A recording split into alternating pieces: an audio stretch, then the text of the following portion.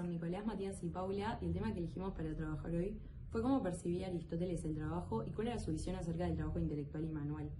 Comenzaremos con una breve introducción acerca de la evolución del trabajo a través de la historia, pasando por una visión general de la civilización griega y cómo concebían el trabajo, finalizando con la visión que tenía Aristóteles del mismo.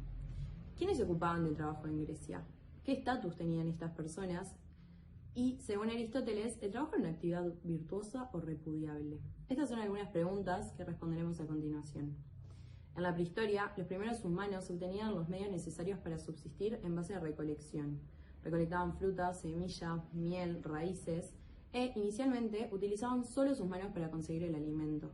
Pero a medida de que fueron desarrollando sus conocimientos, comenzaron a incorporar otra clase de herramientas, ya sea estacas, piedras, entre otras. En ese momento es cuando el hombre pasa de recolector a cazador y se produce una división social en el trabajo, la asignación de funciones. Mientras los hombres salían a cazar, las mujeres y los impedidos físicamente quedaban a cargo de los niños y el fuego. Vemos ahí el desarrollo de la familia. Posteriormente surgen los primeros centros urbanos y con ello aparece la agricultura. Aumenta la tecnología, se comienza a trabajar los metales. Con el trabajo del hierro, la agricultura y la domesticación de animales, cada vez era más necesario el dominio de ciertos conocimientos más complejos y especializados. De esta forma nació la diferencia de grupos sociales según su oficio. Nacen las jerarquías entre las distintas ocupaciones. Las ocupaciones de menor jerarquía eran las de un mayor esfuerzo físico, y las de mayor jerarquía eran los grupos que se dedicaban a las tareas religiosas y militares. Hasta entonces se realizaba el trabajo y la distribución de manera colectiva. Cuando aparece la apropiación de tierras, ganados y utensilios, suceden importantes cambios culturales. El período comunal da paso a los primeros propietarios. De esta forma surgen las bases del esclavo. Una de las divisiones más importantes del trabajo ha sido la separación de lo intelectual con respecto a lo manual, es decir, la división entre quienes planean y quienes ejecutan el trabajo. Si rastreamos en la historia, veremos cómo ese trabajo intelectual no era considerado trabajo, sino parte del mundo del ocio y la contemplación para los griegos. La civilización griega se desarrolló en el extremo norte del mar Mediterráneo, en territorios de la actual Grecia y oeste de Turquía, junto a los mares Egeo y Jónico. Llegó a abarcar también varias islas, como Creta, Chipre, Rodas y Sicilia, Italia, y algunos sitios del sur de la península itálica. Destacado por su arte, escultura, arquitectura, cerámica, teatro y literatura, y por un importante legado filosófico con pensadores como Sócrates, Platón y Aristóteles, sus aportes ejercieron influencias sobre el Imperio Romano y posteriormente sobre los artistas e intelectuales del Renacimiento. Este pensamiento filosófico consistía en el pensamiento basado en la razón para responder preguntas sobre el ser humano, la naturaleza y el universo. Sus orígenes se remontan al siglo VI a.C. y su historia se divide en tres etapas: la filosofía preoscrática, la filosofía griega clásica y la filosofía helenística. La filosofía preoscrática, esta etapa se caracterizó por el recurso del pensamiento racional y la formulación de teorías para esclarecer fenómenos naturales. Contra las explicaciones basadas en la voluntad divina se destacaron filósofos como Tales de Mileto, a quien Aristóteles consideraba como el primer filósofo. En la filosofía griega clásica, en esta etapa se cambió el foco del universo al ser humano y sus instituciones, y se distinguieron dos tendencias: la de los sofistas, escépticos respecto a la posibilidad de conocer realmente al ser humano, y la de Sócrates y sus continuadores como Platón, discípulo de Sócrates, y Aristóteles, discípulo de Platón, que creían en la posibilidad de llegar a un conocimiento verdadero sobre el ser humano, la justicia, la política y la sociedad. Estos últimos fueron los pensadores que establecieron la tradición filosófica que más influyó en la cultura occidental. La filosofía helenística en esta etapa se destacó por la preocupación acerca de la relación entre las cuestiones éticas y el bienestar personal. Surgieron numerosas escuelas de pensamiento como el platonismo, inspirado en la obra de Platón, y el cinismo, el etoxismo o el epuresismo.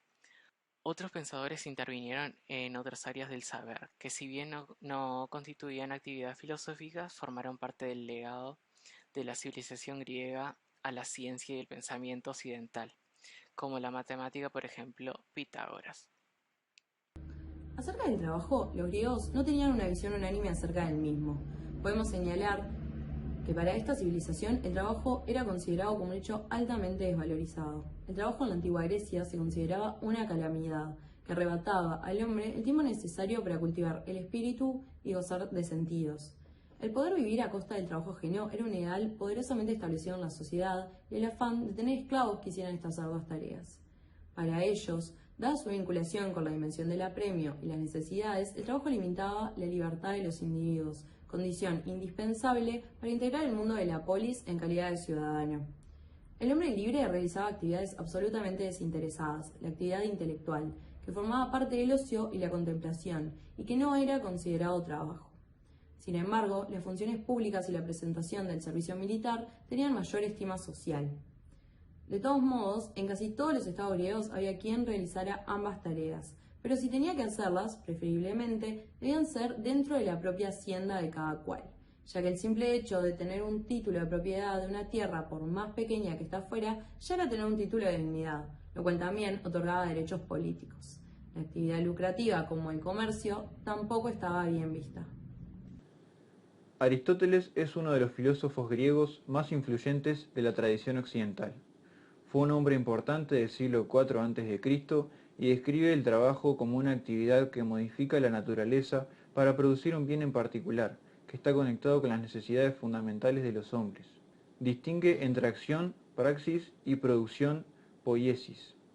La acción es el proceso y el resultado de actuar, consecuencia de una elección deliberada. Por ejemplo, la ética y la política son acciones o prácticas. La producción es el proceso y el resultado de hacer, fabricar o elaborar algo siguiendo ciertas reglas racionales que se aplican sistemáticamente. Por ejemplo, las técnicas del zapatero, del albañil, del médico o del ingeniero. El arte y la artesanía son productivas o poéticas. El desprecio de Aristóteles por el trabajo no se debe solo, como en Platón, a que mantenga al hombre pegado a la materia, impidiéndole el acceso a lo espiritual, sino fundamentalmente por ir en detrimento de su autonomía, al someterle, bien a las necesidades de la vida o bien al dominio del amo que manda sobre el esclavo. De esta manera adquiere el trabajo un carácter peyorativo, aunque por otra parte es algo necesario para la subsistencia tanto del hombre como de la polis. Por ello será considerado como algo propio casi exclusivamente de los esclavos, y de esta forma se va produciendo de modo progresivo un envilecimiento de la condición del trabajador. Es importante tener en cuenta que en la antigua Grecia se despreciaba al trabajo manual, porque lo realizaban los esclavos, no ciudadanos libres, y que Aristóteles creía que la actividad contemplativa o racional es superior al trabajo manual, porque se rige por las reglas proporcionadas por la razón. Menospreciaba fuertemente al trabajo manual.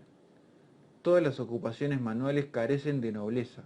Es imposible que el que cultiva la virtud pueda vivir la vida de un obrero o de un jornalero.